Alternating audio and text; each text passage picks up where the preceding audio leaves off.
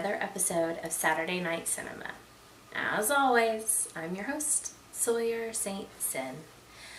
And tonight we have a really cool nod to the 80s with a anthology movie is what it's categorized as, but it's not, I don't know, it doesn't feel like one. It's really cool.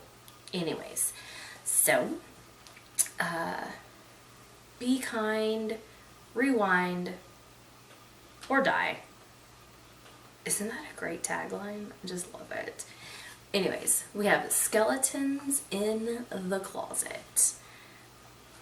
Release date is 9/7/2018. Directors are B.J. Landowski, I think is actually Landowski. Tony Wash, Robert Patrick Stern. Our writers are Tony Wash, Jeremy Silva, and Johnny Husnick. Probably pronounced that wrong. Welcome to the, another episode of Sawyer Can't Pronounce Names.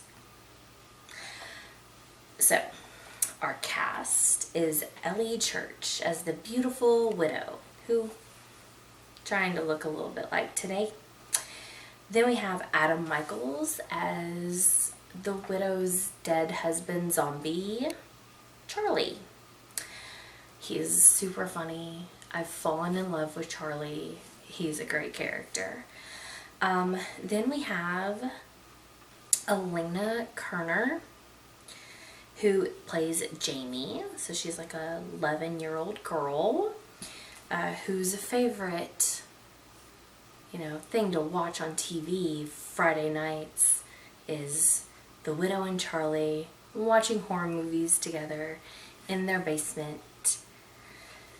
Then we have Elizabeth Sternholt as Tina, who is her babysitter. Then we move into the people who were in the anthology parts of the movie, right? So we got Renee Domnes, I think, as Rebecca. We got, Lee Sullivan as Casey, who is Rebecca's daughter. Then we have Leah Rose, who plays Grandma O'Malley, and you got it, it's Casey's grandma. Then we have Tony Lee Gertz. His character's name is Jackass, but I like what Widow calls him the most. The Widow calls him Tank Top. I like it. Anyways, then we have Steve Lebeds, maybe. His character is Rat. Then we have Alan Z. Munn as the processor. And then we have North Roberts, who is the dismantler. Yeah, the dismantler. Sounds pretty crazy, right? So, this is the part where, I normally say, like, hey, let's check out this soundtrack because it sounds really 80s and really great, right? Well, we're not going to talk about it in great detail because we're doing a collaboration with Cameraman, aka Cameraman. He is, the guy who runs all of my equipment and make sure that my show gets up. He's fantastic. He has a show on YouTube you can find under Bruisers and Beasts. I found it on Bandcamp. Yeah, this whole soundtrack is on Bandcamp. They've got merch, they got vinyl. He'll talk you through everything over there. Okay, so with my impromptu, plug of I found it on Bandcamp, let's get into to the movie, shall we? So, I mean, as you would suspect that I said, Jamie's parents are going out for the night, and they've got a babysitter, Tina. Tina and Jamie don't really seem to hit it off very well at the beginning because Tina's not really into horror movies. She thinks they're stupid. And Jamie is pretty much me as a kid, probably watching things that, you probably shouldn't watch as a, 11-year-old child that's just developing your brains and stuff. So, she tunes into Skeletons in the Closet, which features the widow, and she is fantastic. So the whole intro is her like getting ready, for her movie night date in the basement with her husband, who is dead and is a zombie, named Charlie. And she gets a movie from the movie store called Chop Shop, which was originally what this movie was titled as. And she says that the guy at the video store said that it was fantastic. So they get all ready for their popcorn eating and, have a good time sitting down watching Chop Shop. So with our first story in the movie is Rebecca taking her daughter Casey over to her grandmother's house because Rebecca has to go on a business trip. It's just for one day, and she has no one else to watch Casey because Rebecca threw her horrible husband out the door. So, and we get flashbacks to Rebecca talking to her mom. Her dad died and her mom didn't even tell her it happened, and had a funeral and everything, without even saying a word to the daughter, who was super close to her dad. Anyways, so they get to Grandma's house, and Grandma is not a loving grandma. Grandma is very mean. There's something very, very wrong with Grandma. She's a weirdo. She slaps Casey's hand for trying to touch a cookie jar. She's like, no, that's for Grandma. And she has a freak out a little bit. It's kind of weird. And Rebecca is like, oh, it's okay. Well, she's just a lot sterner than what I am. Go wash up. And then Grandma's like, dinner starts properly at, 6 o'clock, or, you need to be at the table 5 till. And Rebecca's like, okay, well, I'm going to go out and show, Casey all my birdhouses that I made with Dad. And, her mom just is like, whatever. So they go, and, she's like, Casey's like, man, Mom, that birdhouse is ugly. And she's like, I was your age, or, I did it when I was 5. And then she finds this hammer, right? That was hers when she was a little girl, and, she was super excited about finding it. And we see her mom, watching from the window and, having flashbacks to seeing her husband and her daughter in that same area, in that same garage, working together, being very happy. And as she's watching her young daughter and her husband, you would think that she'd be happy, but she's just sitting there washing this cup frantically until it breaks in her hand, and then she pulls out the glass and licks it and sucks all the blood off of it. It's kind of disturbing. Then we have a scene of her chopping up meat for dinner, and she's going in. She's just going in at it. It's kind of scary. Y'all, Grandma is scary. If she was my grandma, I would not go and visit her. I'd be afraid she'd kill me. Anyways, so they go and they, get ready to sit down at the table. They have their dinner. Things are okay. Grandma's acting a little weird. Casey and Rebecca seem a little weirded out about the whole thing. You know, it's not good. So Rebecca clears the table, and as she's going to do it, she finds the hammer in the trash. And her mom's like, I don't understand, like, why you're upset. It's just a hammer. You know, but I'm like, come on. You didn't even tell her that her dad died. Didn't tell her about the funeral. Now you're going to throw away something sentimental that she, like, connects with him. Like, no. But also, Casey, like, starts having, like, these, like, weird flashes. Like, you know, she's, like, seeing, like, weird things. So, like, she's, like, holding her eyes. And anyway, she goes to bed. And, you know, her mom's like, I'll just be on the couch and I'll come wake you before I leave. You know, everything will be fine. Casey has a dream that, like, she opens up the closet and her grandma's there, but, like, her face is, like, peeled back a little bit and she's, like, covered in blood. It's really creepy. But then she wakes up for real, and she hears her mom and her grandma, like, having some argument. And, like, she hears, like, you know, something happen, and then she runs back into the room and goes to sleep.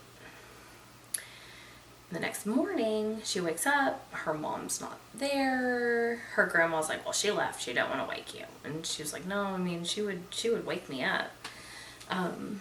But she sits and eats dinner or breakfast, and then she goes outside to play. She saw a cat, she wanted to play with the cat. So her grandma's just like, just stay out of the garage, it's a mess in there, you'll hurt yourself. So, but the cat runs into the garage and up underneath a car that has a tarp over it. Well, Casey runs under to try to get the cat, and then she pops up and she notices that it's her mom's car. Like, her mom didn't leave. So she goes into the house and she's, like, looking around for, you know, somebody. And she's like, okay. And she goes and she opens the cookie jar, because Grandma's nowhere around. Well, the cookie jar opened a trap door to the basement. Yep, hidden door behind the cookie jar, guys. So Jamie goes down, and there's all these, like, weird preserve jars that got God knows what in them, right? She goes a little further, and a little further, and then she sees that Grandma is shaving off the meat pieces of her mother. Like, she's got her whole, like, calf cleaned off, just to the bone. Everything's gone. So, I mean, you know, Casey jumps back and knocks some stuff over, so Grandma, in her actual crazy form, right, starts running after her. Well, Casey's able to, like, shut the door and, like, trap her grandma. You know, it, like, comes down like this. Traps her and is able to reach the hammer, and then just starts, like, hammering her grandma, right? So Grandma's dead, and Casey's just, like, there alone. And then the delivery boy who's been delivering Grandma's groceries comes and, well, he finds Casey in the pantry munching on Grandma's remains with these, like, crazy red eyes. And then we jump back to the beautiful Willow and the very charming corpse of a man, Charlie, you know, who are talking about the movie. And also, I think that she may have done something, you know. I mean, she did all the work. He's a zombie.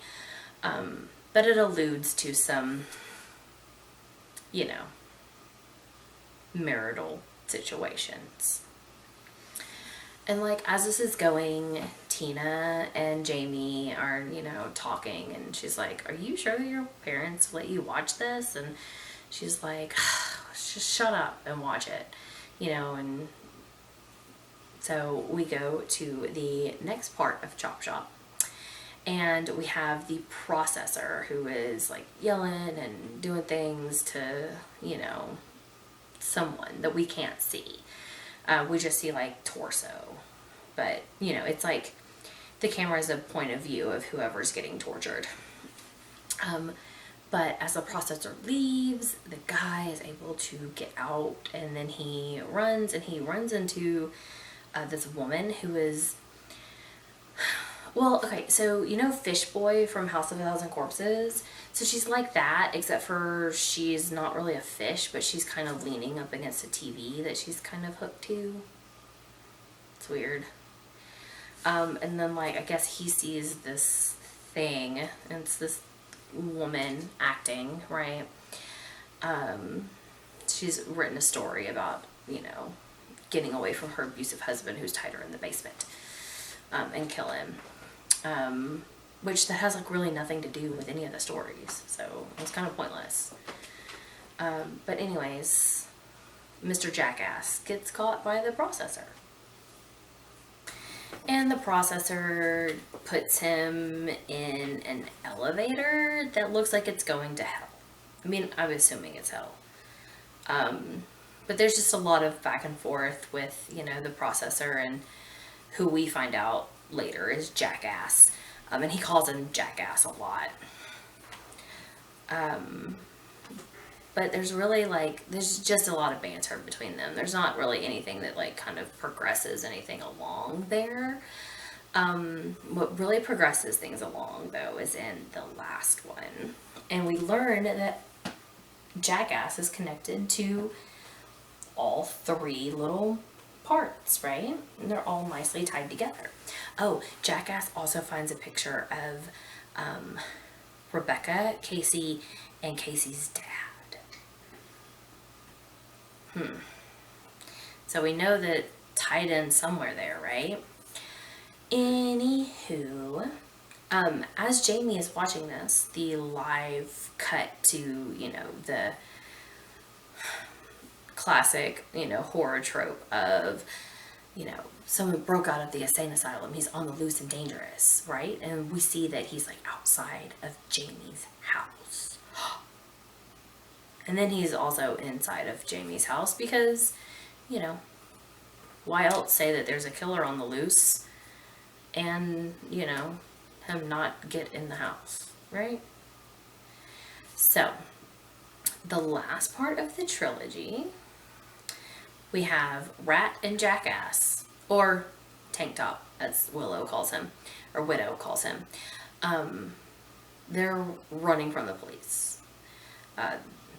They're following the blood trail of their friend who, you know, did the heist with them. They robbed a church. Like, I don't know, like, I'm not very religious, but I think that that's the, like, one of the lowest of the lows to rob a church, right? Because it's all donations. It's not like, you know, it's not like you're hurting a big company like Walmart or something.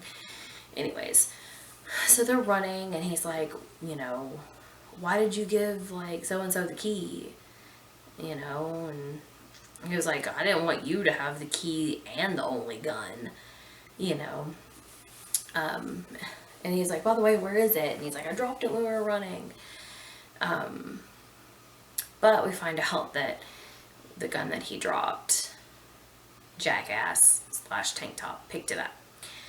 And they're in this old junkyard, and his friend Rat starts telling him about, you know, the guy, you know, who, sorry for the yawn, guys, the guy who owned the junkyard and who, you know, was, like, working for the mob, and he was like a hitman, and this whole story. And then about how he died, and he was, like, tortured for, like, you know, hours, and they call him the dismantler, right? And all of the cops that, like, you know, had something to do with him and his death and his demise, all, like, started having, like, weird deaths. And the police would never set foot into this because, you know, it's haunted and whatever. So they're running around and they find their friend and he's dead. But they don't find the keys. Jackass finds a pair of handcuff like keys, and Rat finds some handcuffs, but they don't tell each other about it. I mean, come on. There's no honor among thieves, really, when you get down to it. So Rat also tells him that, you know, the dismantler comes out at like a certain time. He prowls during a certain time, and it was like the hour of his like death is when he comes. And so that hour is getting close, and Rat has been offering Jackass like this drink like so many times, and he like every time he's like no, no, no. But this time he says yeah, and he drinks it and he passes out, and he wakes up to being handcuffed to the steering wheel, and his friend is gone. I'm gonna well, his friend's not gone. His friend like tells him like what's up, and then he's gone. So Jackass is frantically like, he like remembers, oh shit, like I got the key, and so he's frantically trying to get him. Ends up falling out of the car onto the ground, and somehow he's able to get the steering wheel off and out of the handcuffs. But he does get, you know, he does get chased around pretty good by the dismantler. But he's able to kind of get away for a little bit. He finds Rat and he shoots Rat, and then he like goes away, but he turns back around, and you know, there's just all this stuff, and well, I mean, it doesn't end good for Jackass, right? So Jackass ends up getting tied up, and guess he's got to pay for his sins, right? And so the processor, Rat, and now demonic Casey, who it says that this is just a vessel of something that you would recognize, right? So we get like a good glimpse into Mr. Jackass / Tank Top's life, where he just, you know, robbed and shot a bunch of people, you know, walked out on his family, left his daughter behind, you know, just not a very good person at all. And so they're gonna make him pay for all of the wrongdoings he's done. But it was really good. Like, it was really good. But so Jamie is tired of Tina's shit, right, guys? She's tired of it. I mean, because, yeah, Tina's just all, like, down on the horror stuff, you know, and making fun of it. And then she, like, calls her boyfriend, and she's, like, talking in the middle of the movie. Now, we all know we hate people that talk during the movie. It's not cool. Shut your mouth. I want to hear what's going on.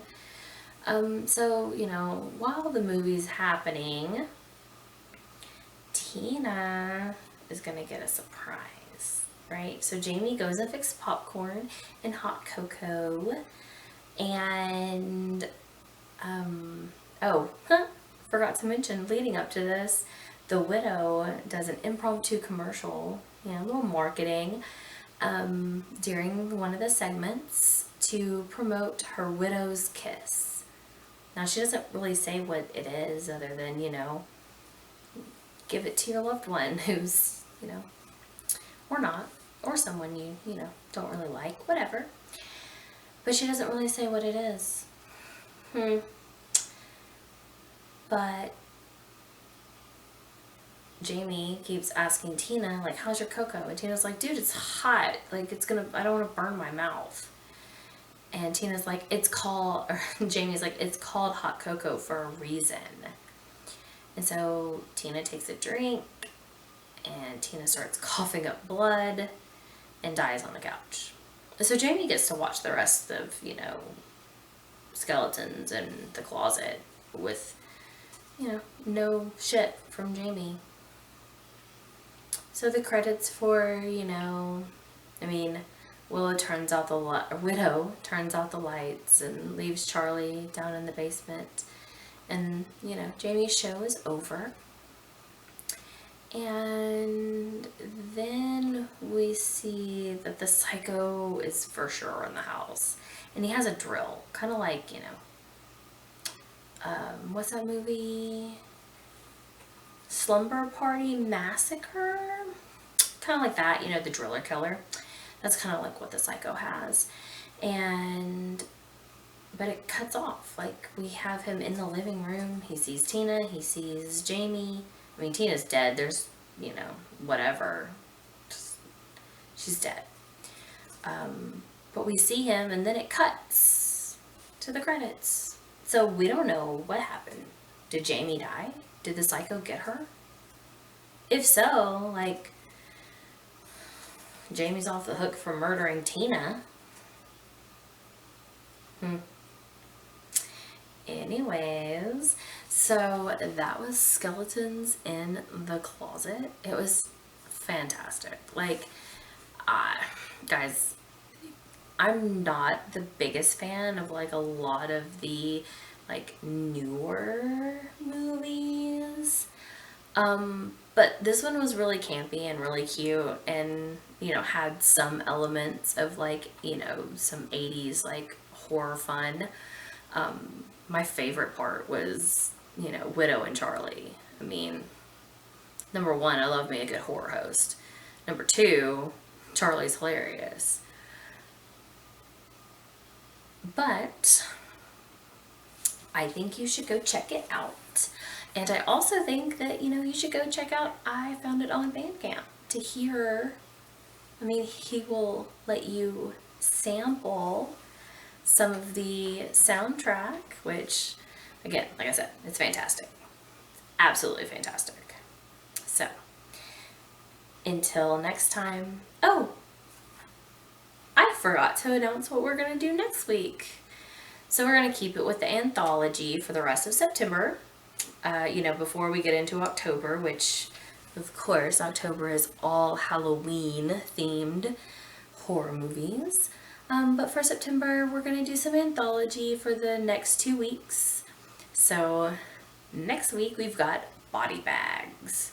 You know, John Carpenter and Tobe Hooper. You know, it's fantastic. But until then, have a good night, sinners. Bye.